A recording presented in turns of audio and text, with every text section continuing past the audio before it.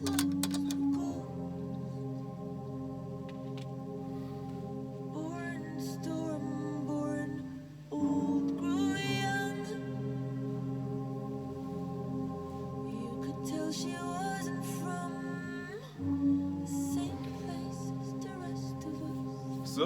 hello VC again. It was some time now, like a couple of weeks maybe, since the last videos. So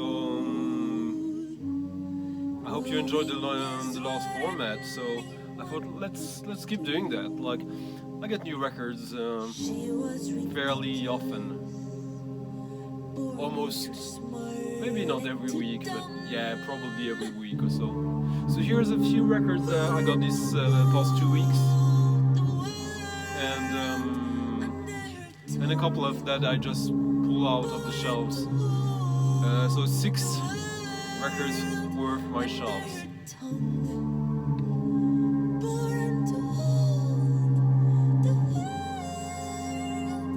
Lafawndah. Lafawndah. This is a French singer. This is her, I believe, her second album, maybe her third one, which came out on a label last year of actually people I know, Latency recordings, Latency. It's 2 art students from Paris. They have connections with Denmark as well, but this is like a mini LP, 6 tracks. This is killer. Trombone and voice and production, of course. So this track is called You at the End. Lyrics by Kate Tempest from poem originally titled The Woman the Boy Became. The whole album is fantastic. Different languages, some in French, some in English, there's also some collaboration, some guest singers in it. Very minimalistic for the most part.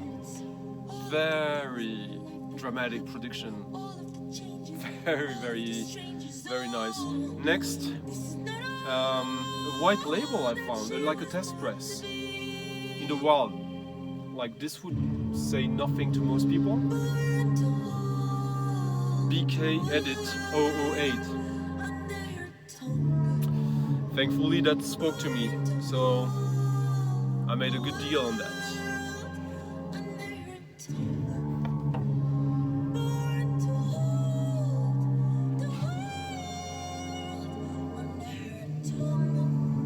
This is Richard Chartier.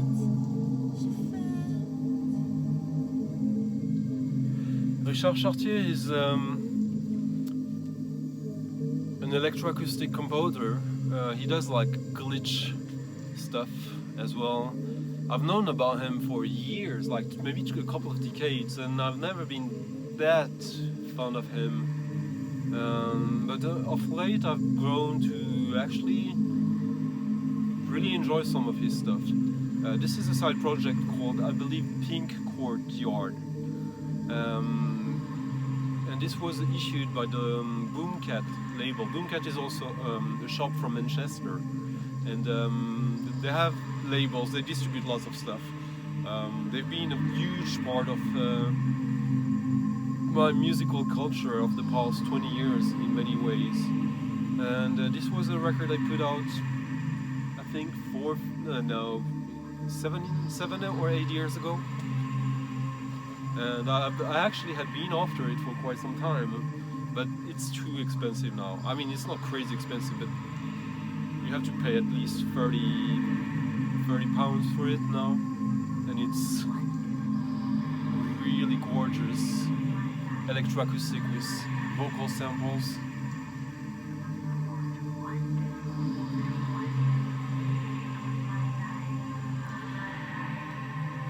I absolutely adore this. The whole record is fantastic, but this opening track, oh. And yeah, he's been doing some production for other people, I believe, and he has a label He's done some collaborations with what's his name? With William Basinski, a couple of ones actually, I believe. But this project is, in my opinion, by far his best. Pinkcourtesyphone, I believe, and this is the only release on vinyl from this project. But well worth having. I mean, even the CD stuff is good and worth having, but it's not vinyl, so I don't have it.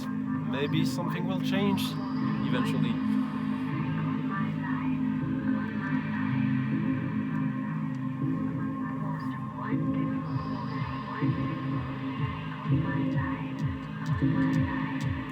Now, some punk.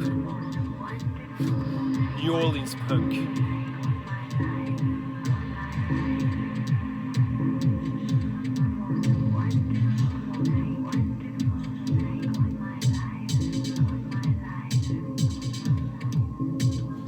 This is a band I knew nothing about before I found this record.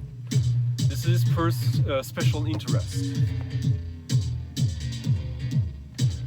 A quarter from New Orleans, new punk, stunning stuff. This came out last year on Night School. Like, there's a pressing for the UK, for Europe, and one for the US. It's also got like a poster.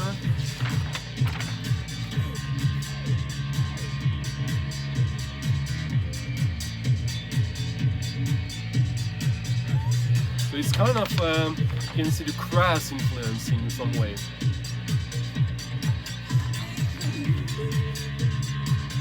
That's something that is often forgotten about Crass, is they had a few tracks with like a kind of a disco, a motoric beat, like Wolves.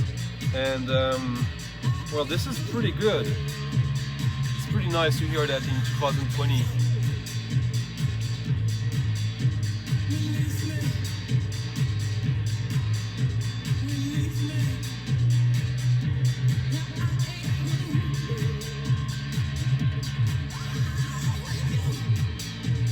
There's about like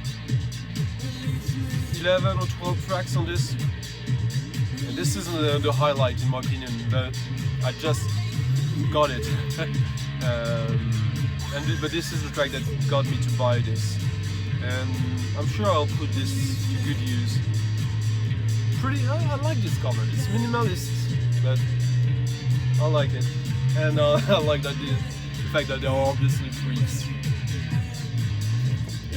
There's an inner sleeve with the lyrics.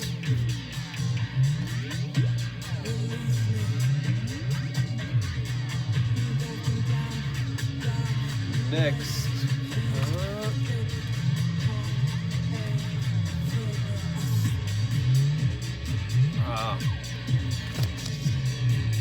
Pinkcourtesyphone. I had to write it down.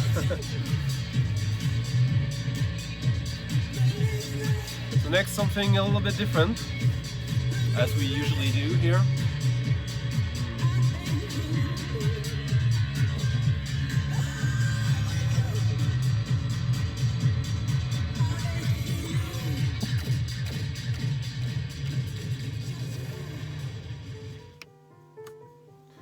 This is an album from last year as well. Something pretty different.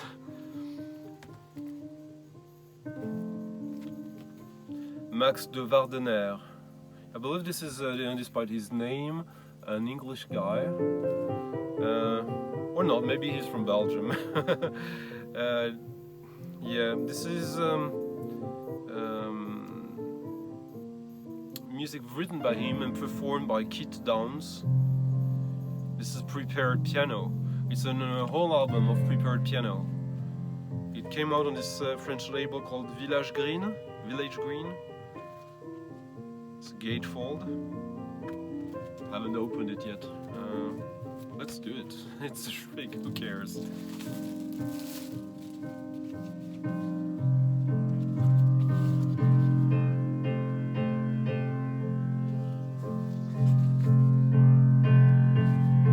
Max the Wardener.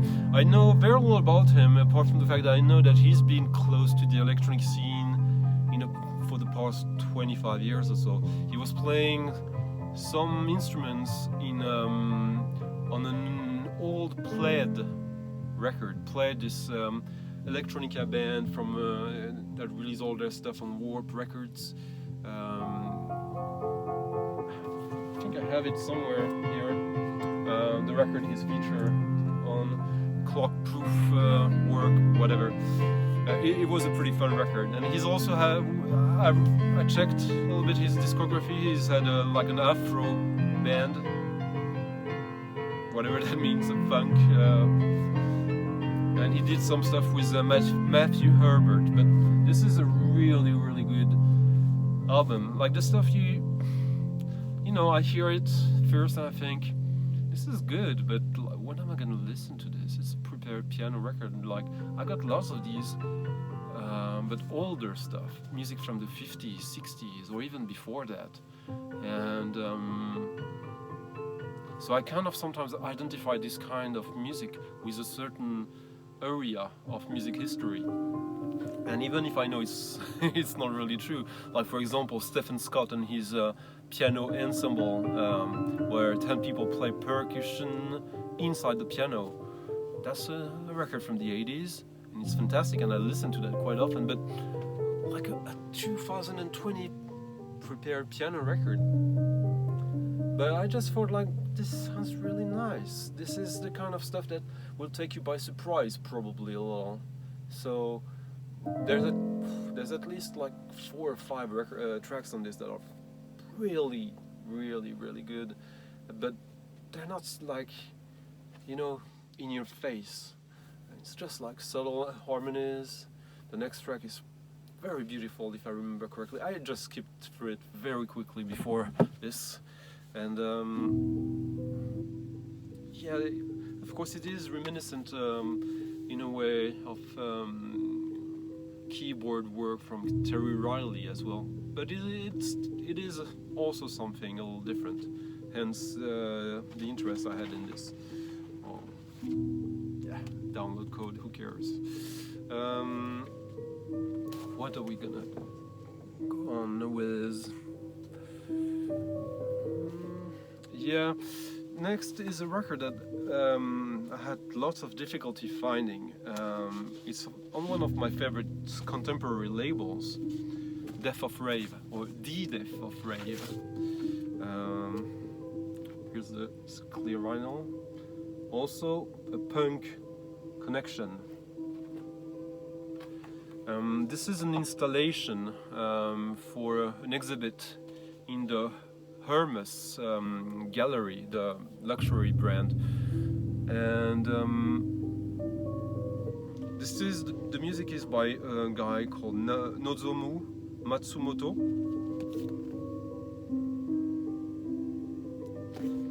He's only done like one EP that I know of that is pretty good, but this is much, much, much stronger.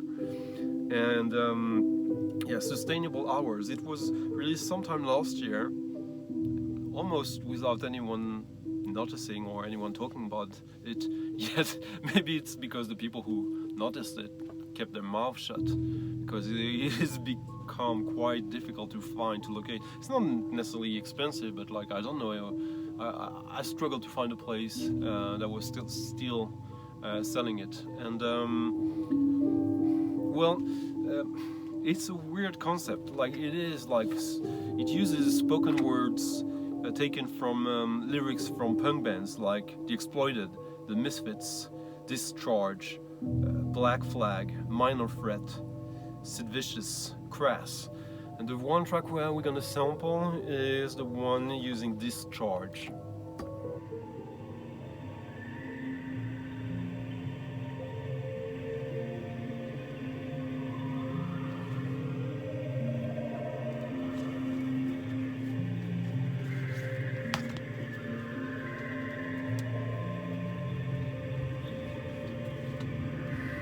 Sustainable 3. Announcement by Discharge from A Look at Tomorrow from 1981. And also some some text from In Defense of Our Future. It's beautiful.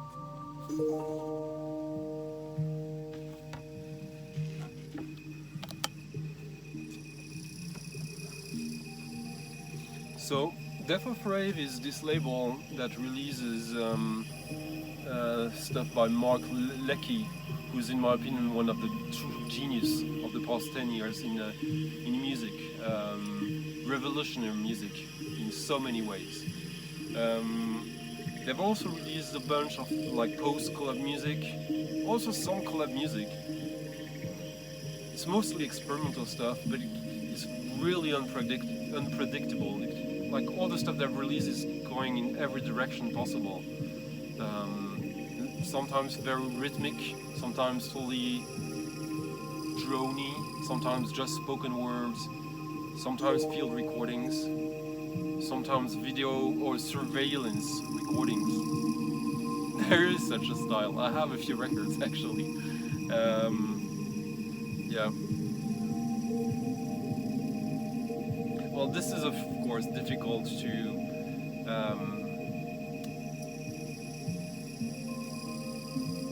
introduce this just for this one short sample, but trust me, this is a really special record of 2020. Even if the music is a little older, as the exhibition this was the soundtrack to, was Sustainable Hours was produced in the group show Les Liaisons Ambiguës at le Forum of the Ginza Maison Hermès from December 21, 2016 to February 26, 2017, curated by Reiko Setsuda. Yeah, here's the insert explaining it a little bit.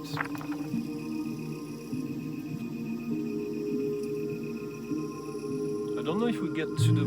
Oh. Yeah, there's this really Japanese quality. Kind of almost new agey, but it's something altogether different in my opinion. System.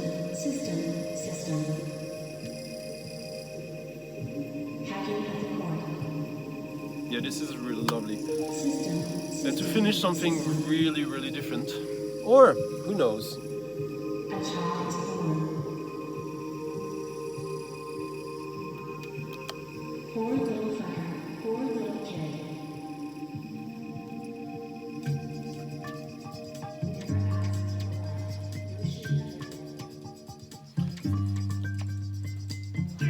It's a record I haven't listened to for quite a while. It's a library soundtrack record. Apocalypse on Magicabus. Biorhythm fiction scenes. Descriptive Futurist. Well, I don't know how you can relate this to Apocalypse, apart from the fact that the drumming is killing it. This is Jean-Charles Capon on cello and effects, and Daniel Humair on drums and percussions. So it's basically a cello drum album. And yeah, this was released, I believe, in... Yeah, there's no date here, but I believe it's from 1980. So it's a 41-year-old record. And it is very futuristic in the sense that the drum playing on some tracks is insane. It sometimes feels a little bit like a Square Pusher record. But Jean-Charles Capon is this great cellist who did stuff with Vincent Gemignani, I believe, and also with the sitar guy. I forget his name. Yeah, he's basically a figure in French spiritual jazz, ethno-prog folk,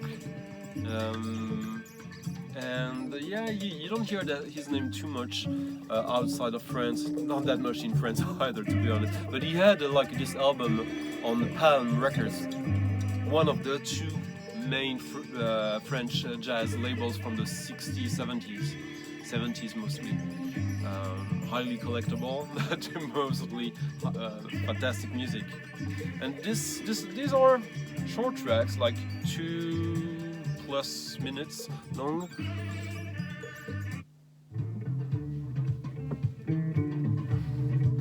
I found this 2 times. I know there's another edition of this that came out around the same time, a different cover, another label, maybe another country, maybe it's a British label.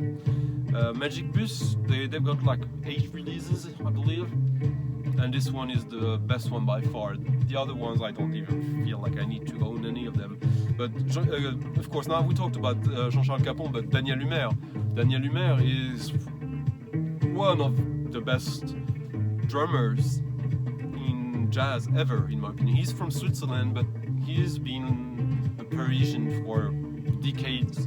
Well, to the best of my knowledge, maybe things have changed, but he's still alive, and but he was already rocking in the 60s. Like, he's actually featured in one of the very last recordings of Eric Dolphy, whom I've talked about recently, in '64 when he was playing in Paris right before his last date, where he died a couple of days later. And yeah, Daniel Humair, he's done fantastic stuff. He's all over the place, very avant-garde sometimes, hard drums, but sometimes also just, basically he's the whole history of jazz is part of his blood in so many ways, and this drumming, so cool. But now I'll disclose why this record is so special. So because these tracks are cool, but then there are tracks that are just raving mad. Just listen to this.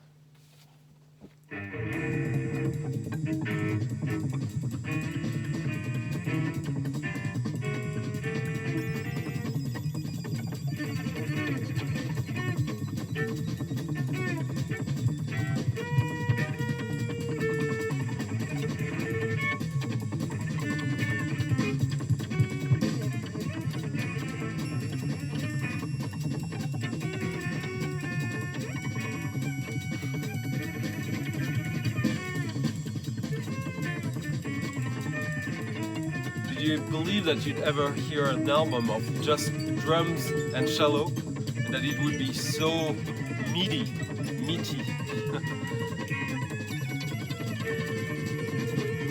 Of course, there's lots of overdubs and effects, but still, the core of it is cello and drums. I believe he's using the Moog drum here, an instrument that is seldom heard. Like, I believe Bruce Ditmas used it on his Yellow album. This is insane. There's another track like that, even faster, and it's not easy on the ear. It's quite exhausting, but who was doing stuff like that in 1980? Anyways, I think maybe we just need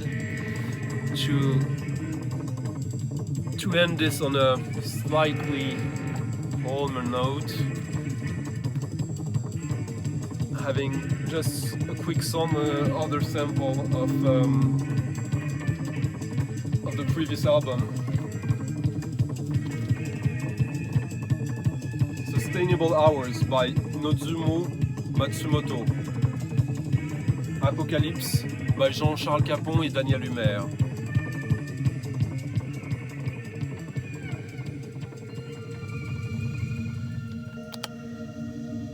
So that was it, like 25 minutes already. I think that's a pretty good length to end it now, and